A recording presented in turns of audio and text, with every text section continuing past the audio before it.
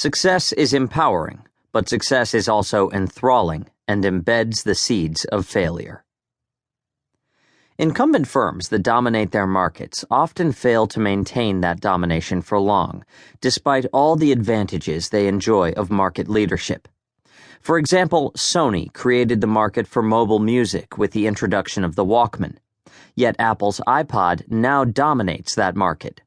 Kodak dominated the market for film photography, but declined and ultimately went bankrupt as digital photography took off. Barnes & Noble dominated the book market for decades, but Amazon is now the biggest force in book retailing.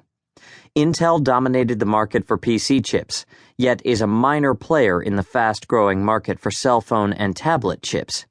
Research in Motion dominated the market for smartphones with their once popular BlackBerry, yet Apple now dominates that market. Indeed, market leadership frequently passes from firm to firm in many markets. In the market for internet search engines, leadership passed from Wandex to AltaVista to Overture to Yahoo to Google. In the microcomputer market, leadership passed from Altair to Tandy to Apple to IBM to Compaq to Dell to HP. Now tablets are threatening HP's leadership. In retailing, market dominance has passed from Sears to Walmart and is now moving toward Amazon. A review of the evolution of markets shows that many firms often do not stay as market leaders for long. Moreover, recent research suggests that the duration of market leadership is dropping by as much as half a year, every year.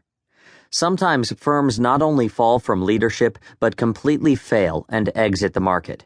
For example, 3 one-time leaders of the microcomputer market, MITS, owner of Altair, Tandy, and IBM, have since quit the market. Why do great incumbents stumble, decline, or fail?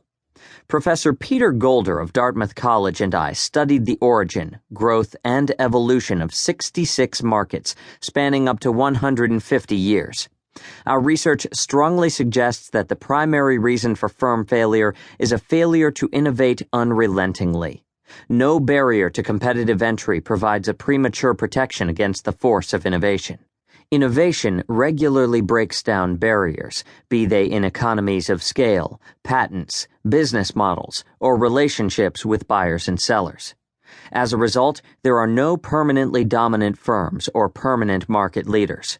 Perennial success belongs to those firms that innovate unrelentingly.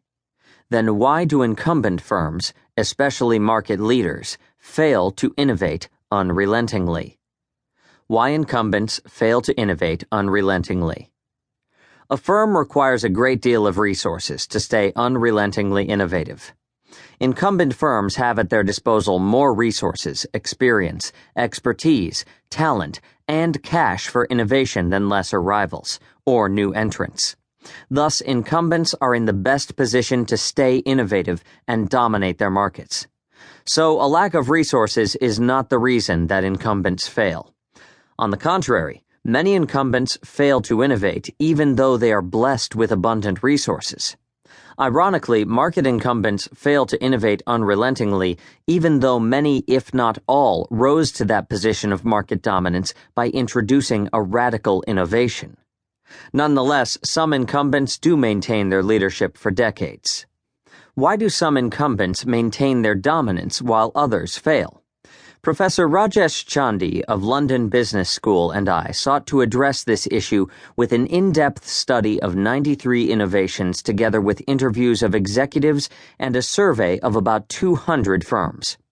Our research suggests that incumbents fail because they fall victim to the incumbent's curse, a self-destructive culture that results from their prior success.